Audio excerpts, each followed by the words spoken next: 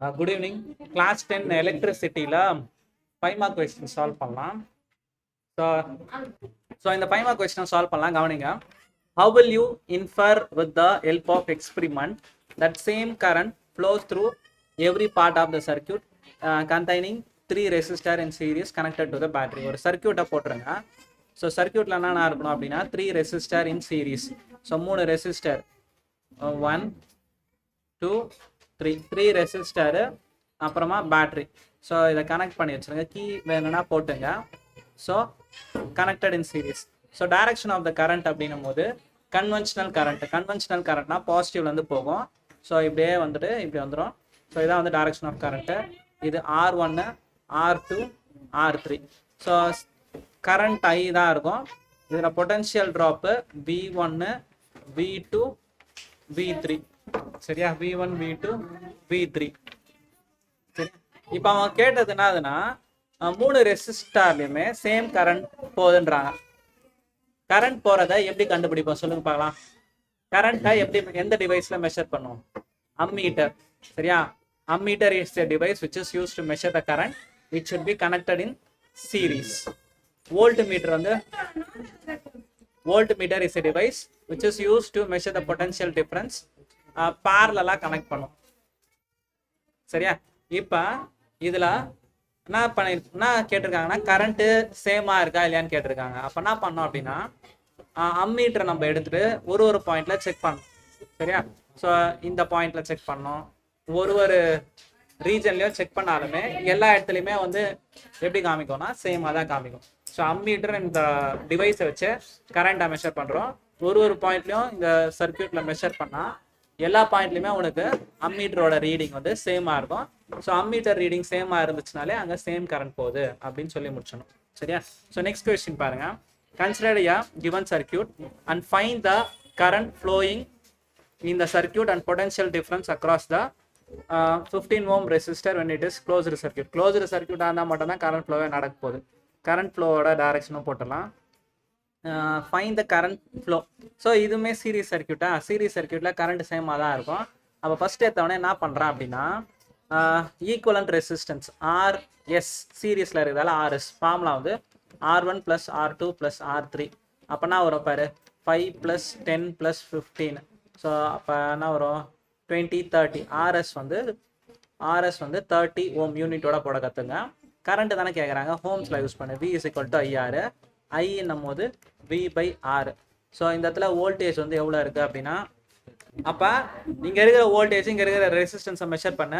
So I = voltage எவ்வளோ இருக்குது 30 volt, ரெசிஸ்டன்ஸும் 30. அப்போனா ஆகும் I = 1 ampere. So current flow through the circuit is 1 ampere. Next current flow through the circuit is 1 ஆம்பியரா? அது கண்டுபிடிச்சிட்டோம். வேறு என்ன கேட்டிருக்காங்க? Potential difference across the 15 ohm resistor. So இங்கே எவ்வளோ பொட்டன்ஷியல் டிஃப்ரென்ஸ் இருக்குது அப்படின்னு கேட்டிருக்காங்க. ஸோ அப்போ பொட்டன்ஷியல் டிஃப்ரென்ஸ் வந்து எது எவ்வளோ அப்படின்னா V1 V2 V. இப்போ பொட்டன்ஷியல் ட்ராப் ஒன்றுக்கும் கண்டுபிடிக்கலாம். V பொட்டன்ஷியல்னா V = IR. அவங்க கேட்டது வந்து V3 மட்டும் கேட்டிருக்காங்க. V3 அப்படின்னும் போது IR3. ஸோ IR3 அப்படின்னும் போது ஐயோட வேல்யூ 1, R3 வந்து 15. ஸோ வோல்ட் V3 வந்து 15 வோல்ட் இருக்க போகுது. V2 V1 கேட்கல. என்ன இருந்தாலும் அவனுக்கு எப்படி வெரிஃபை பண்ண சொல்கிறேன். V1 வரப்போகுது I × R1 I1 R1 5 volt வரப்போகுது. V2 வந்து எவ்வளோ வரப்போகுதுன்னா I × R2. R2 வந்து 10 ஓமா. ஸோ I வந்து 1 10. So 10 volt. இப்போ இங்கே எவ்வளோ வோல்ட் இருக்கும் 5 வோல்ட்டு. இங்கே வந்து V2 வந்து 10 வோல்ட்டு. இது வந்து 15 வோல்ட்டு. சரியா? 15 வோல்ட். மூணுத்தையும் ஆட் பண்ணால் 30 வருதா பார்த்துக்கணும். 5 + 10 15, 15 + 15 30. நம்ம போட்டது கரெக்டு தான். சரியா? ஸோ ஈஸியாக முடிஞ்சிச்சு. நெக்ஸ்ட் கொஸ்டினா a copper wire has diameter 0.5 mm and resistivity 1.6 × 10⁻⁻8 Om metre. அப்படியே கிவனா லைனாக எழுதிட்டு வந்துடுங்க. ஸோ கிவன் போட்டு ஃபஸ்ட் எடுத்தோடனே டயாமீட்டர் D வந்து 0.5 mm. ஸோ 0.5 mm எப்பவுமே மீட்டருக்கு மாற்றிக்கோ. சரியா? மீட்டருக்கு மாற்றினானா என்ன வரும் 10 power minus 3 0.5 into 10 power minus 3 metre. அதே சென்டிமீட்டரில் கொடுத்துருந்தாங்கன்னா ஸோ இங்கே எழுதுற பாருங்க, சென்டிமீட்டர்லேருந்து மீட்டர் மாற்றினோன்னா 10 பவர் மைனஸ் 2 மல்டிபிள் பண்ணுவேன். அதுவே எம்எம்ல கொடுத்துருந்தாங்கன்னா இன்ட்டு 10 பவர் மைனஸ் 3 மீட்டரை மல்டிபிள் பண்ணி வச்சுருப்பேன். ஸோ இங்கே மாற்றிட்டேன்னா நெக்ஸ்ட் ரெசிஸ்டிவிட்டி கொடுத்துருக்காங்க 1.6 இன்ட்டு 10 பவர் மைனஸ் 8 ஓம் மீட்டர். மீட்டரில் எதாவது இருக்குது, மாற்ற தேவையில்ல. Calculate the length of the wire to find. அப்போ வந்து லென்த்து டு ஃபைண்ட் வந்து என்ன ஃபைண்ட் பண்ணோம் அப்படின்னா லென்த்தை தான் ஃபைண்ட் பண்ணோம். சரியா? ஸோ லென்த்தை ஃபைண்ட் பண்ணோம். the wire makes the resistance of 100 ohm such that 100 ohm. How much does the resistance change? How much does the resistance change if the diameter is double without changing the length? Next இது first second subdivisionல என்ன கேட்டிருக்காங்க அப்படின்னா how does the resistance change r dash if the diameter is doubled. diameter வந்து 2d ஆயிடுச்சுன்னா length same தான், length same, diameter மட்டும் double ஆச்சுன்னா resistance என்ன ஆகும்னு கேட்டிருக்காங்க. அப்போ ஃபர்ஸ்ட் இந்த கொஸ்டினை முடிச்சலாம், சிம்பிளான லாஜிக் தானே. ஸோ சொல்யூஷன் போட்டுக்கோ, சொல்யூஷன் போட்டு ரெசிஸ்டன்ஸ் ஃபார்முலா தெரியணும். r is equal to rho l by a. சரியா? ரெசிஸ்டன்ஸ்னா r is equal to rho l by a. டயாமீட்டர்னு கொடுத்துருக்காங்களா, டயாமீட்டர்லேருந்து ரேடியஸ் கண்டுபிடிங்க.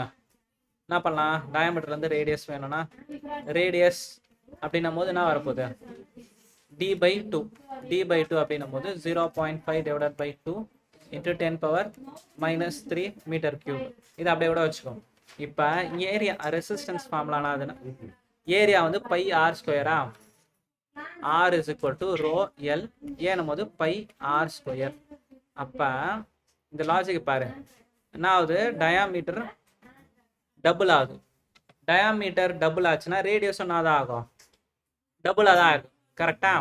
ஸோ டயாமீட்டரும் ரேடியஸும் ஒரே மாதிரி தான் இருக்க போகுது. ஸோ எப்படின்னே பார்த்துக்கோ. r is equal to d/2. அப்போ என்ன பண்ணலாம்? ஃபர்ஸ்ட் எடுத்தோடனே என்ன கேட்டிருக்காங்க? லென்த்தை கேட்டிருக்காங்களா, அதே கண்டுபிடிங்க. லென்த் மட்டும் இந்த ஃபார்முலாவில் வேணும்னா என்ன பண்ணலாம் பாருங்க, எல் மட்டும் எங்கேயே இருக்கட்டும், RA/ρ ஆகிடும். கரெக்டா? Length is equal to RA/ρ. So எல்ன்னு போட்டுக்கோ. ரெசிஸ்டன்ஸ் வந்து எவ்வளோ? 100. ஏரியா வந்து பை ஆர் ஸ்கொயரா, பை 3.14ன்னு எடுத்துக்கோ. Pi R square. ஆர் வந்து இதை நான் 2 முறை போட்டுக்கிறேன். 0.5 divided by 2 into 0.5 divided by 2 into 10 power minus 3 10 power minus 3 ஸ்ட்ரெயிட்டாக 10 power minus 6 போட்டுக்கிறேன். Divided by rho. ரோ வேல்யூனா வரும் கொடுத்துருக்காங்க 1.6 இன்ட்டு இப்படி வருமா? So divided by 1.6 into 10 power minus 8 divided by 1ன்னு வரும். அதை திருப்பினா ஸ்ட்ரெயிட்டாகவே இந்த இடத்துல போட்டுக்கலாம். ஸோ இதெல்லாம் பண்ணி கேஸ் பேஸ்ட் ஸ்டடி கொஸ்டினை படித்து அப்படியே சால்வ் பண்ணலாம் பாருங்க. இங்கே என்ன கொடுத்துருக்காங்க பாருங்க, எலக்ட்ரிசிட்டி பேஸ் பண்ண question. In a circuit several resistors may be combined to form a network. The combination must have two endpoints to connect it with battery or other element to the circuit. When the resistors are connected in series, then the current flow in the each remain the same, but the potential difference across the each resistor will vary. When the resistors are connected in parallel, the potential difference across the each resistor will be same through the different amount of current will be flown in each circuit. இந்த டெரிவேஷன்ஸ்லாம் அப்படியே சொல்லியிருப்பாங்கன்னா கதைனா சீரீஸில் இருக்கும்போது current சேமாக இருக்கும், potential different மாறி இருக்கும். பேரலில் இருக்கும்போது நான் இருக்கும்னா வோல்டேஜ் சேமாக இருக்கும், கரண்ட் வந்து மாறி இருக்கும் அப்படின்றத சொல்லியிருக்காங்க. இதை பேஸ் பண்ணி 4 கொஸ்டின் இருக்குது. அந்த 4 கொஸ்டினை தெளிவாக பார்த்துருவோம். 2 resistor 10 ohm 3 ohm R connected in parallel across the battery. So அப்போ டயக்ராம் போட்டுக்கோ. 10 ohm அப்புறமா 3 ohm. 10 ohm and 3 ohm are connected in parallel across the battery. If there is 0.2 ampere current, இதில் போகிற கரண்ட் வந்து 0.2 ampere current, the voltage supplied by the battery. So ஈஸியாக solve பண்ணலாமே. பேரலில் voltage எம்னு சொல்லிட்டாங்க. இங்கே எவ்வளோ வோல்டேஜ் இருக்கோ இங்கேயும் அதே வோல்டேஜ் தான். P is equal to IR. So இதில் போகிற current 0.2, resistance 10. So current 0.2, resistance 10. அப்போ வந்து 2 volt. ஸோ மேலே 2 voltனா கீழேயும் 2 volt தான் இருக்க போது. Option A correct answer.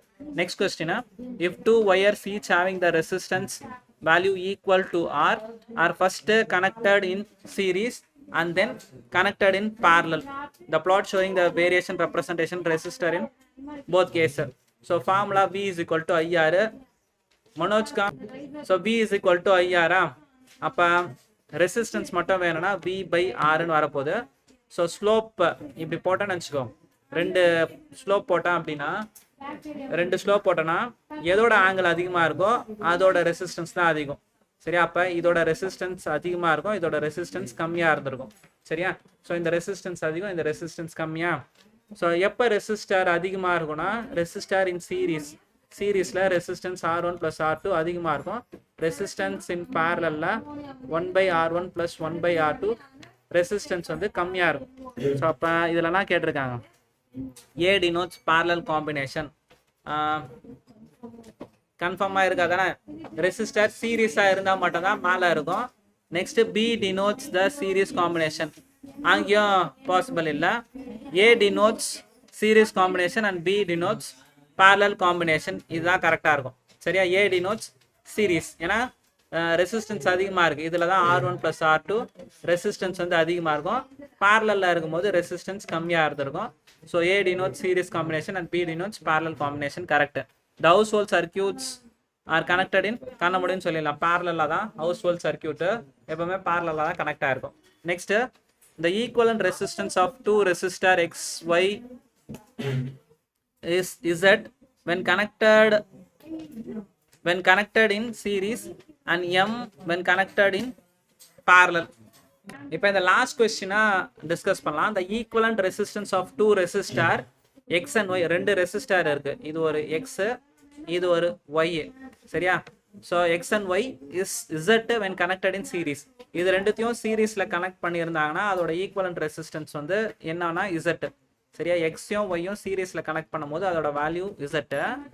அதுவே M when it is connected parallel. எக்ஸும் ஒய்யும் பேரலாக கனெக்ட் பண்ணியிருக்கும் போது, எக்ஸும் ஒய்யும் பேரலாக கனெக்ட் பண்ணும்போது அதோட ரெசிஸ்டன்ஸ் M அப்படின்னு கொடுத்துருக்காங்க. So find the ratio Z/M. Z/M ratio கேட்டிருக்காங்க. Z அப்படின்னும் போது ரெசிஸ்டார் இன் சீரீஸ்னா ஃபார்முலா வரும், X + Yன்னு வந்துடும். ரெசிஸ்டார் இன் பேரலல் அப்படின்னும் போது 1/R போது 1/X + 1/Yன்னு வரும். ஸோ எல்சிஎம் எத்தனா XY வரும்.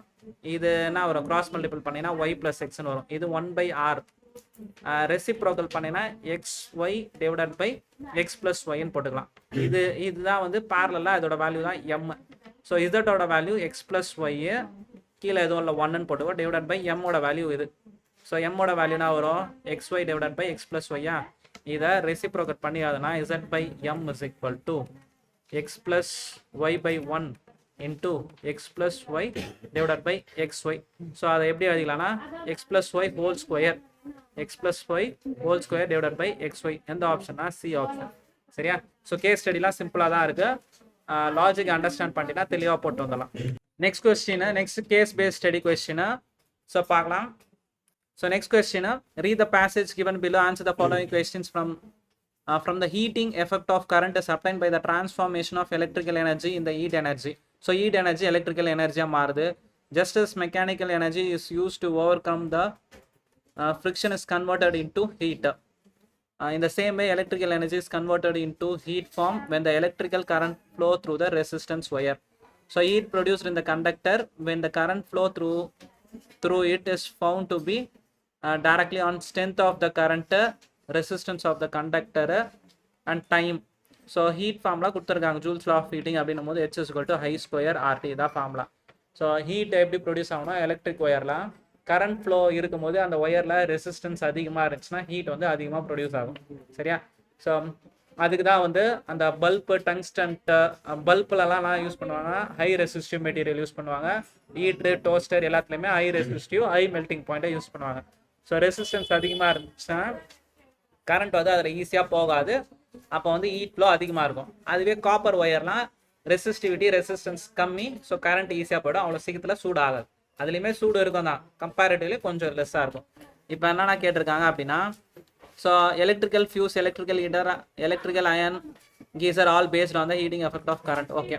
A fuse wire melt at 5 ampere. It is desired that fuse wire of the same material melts at 10 ampere. A new radius of the wire is. So இப்போ என்ன சொல்லியிருக்காங்க அப்படின்னா a fuse wire melts 5 ஆம்பியருக்கு melt ஆகிற wire அதே material ஒயரை 10 ampere melt ஆகாமல் போகணும். சரியா? கரண்ட் வந்து டபுள் ஆகுது. கரண்ட் இதில் ஐ இருந்துச்சுன்னா இதில் வந்து 2i போகுது. சரியா? கரண்ட் இதில் ஐ இதில் வந்து 2i போகுது. அப்போ அதோட ரேடியஸ் எப்படி இருக்கணும்னு கேட்குறாங்க. radius of the wire. Current heating effect is directly proportional to the resistance. Correct? So heat is directly proportional to the resistance. So resistance அதிகமாக இருந்துச்சுன்னா heat வந்து அதிகமாக இருக்கும். சரியா? So current ரெசிஸ்டன்ஸும் எப்படி proportional? V is equal to current ரெசிஸ்டன்ஸும் directly ப்ரொபோர்ஷனலா? கரண்ட் அதிகமாக இருந்துச்சுன்னா நான் கேட்டிருக்கேன் ஃபியூஸ் ஒயர் 5 ஆம்பியரா இருக்கும்போது எவ்வளோ 10 ஆம்பியர்னா அப்படியே டபுளாக இருக்க போகுதுன்னு போட்டுடுறேன். சரியா? டபுள் அப்போ டபுள்னா 2 டைம்ஸ் போட்டு முடிச்சுக்கோ சிம்பிளா. Next what is the properties of heating element எப்படி இருக்கணும்? ஹை ரெசிஸ்டன்ஸாக இருக்கணும், ஹை மெல்டிங் பாயிண்டாக இருக்கணும். சரியா? ஹீட்டிங் எலமெண்ட்னா அந்த டோஸ்டரு அதெல்லாம் வந்து high resistance and high melting பாயிண்டாக இருக்கணும். What is the properties of electric fuse? High ரெசிஸ்டன்ஸா லோ மெல்டிங் பாயிண்டா இருக்கணும். ரெசிஸ்டன்ஸ் எப்படி இருக்கணும்? ஐயா இருக்கணுமா லோவா இருக்கணும்? செக் பண்ண. ஸோ இதோட வேல்யூ வந்து high resistance low melting point. சரியா? Next when the current is doubled in the heating device and time is offed, the heat energy produced is. So நான் சொல்லியிருக்காங்க current is doubled. ஐ வந்து 2 times ஆயிடுதான் 2i ஆயிடுது. அந்த time வந்து இங்கே இருக்கிற time வந்து டீனா இங்கே வந்து t/2 ஆகுது. சரியா? ஸோ அப்போ the heat energy produced is இங்கே ஒரு ஹீட் ப்ரொடியூஸ் ஆகுமா h is equal to I square RT. இங்கே வரும்போது h வந்து ஐக்கு பதில் 2i whole square r அதே தான் டைம் வந்து t/2 ஆகுது. இது 4i square RT/2ன்னு வரும். 2 1s are 2 2s are. அப்போ இங்கே ஹீட் ப்ரொடியூஸ்டு வந்து 2 டைம்ஸ். சரியா? டபுள் ஆகுது. புரியுதா எப்படி பண்ணன்ட்டா? இங்கே வந்து ஐ டி இங்கே வந்து கரண்ட் வந்து டபுள் ஆச்சு, டைம் வந்து பாதி ஆச்சு. அது அப்படியே I square RTல போட்டிங்கன்னா டபுள் ஆகிடும்.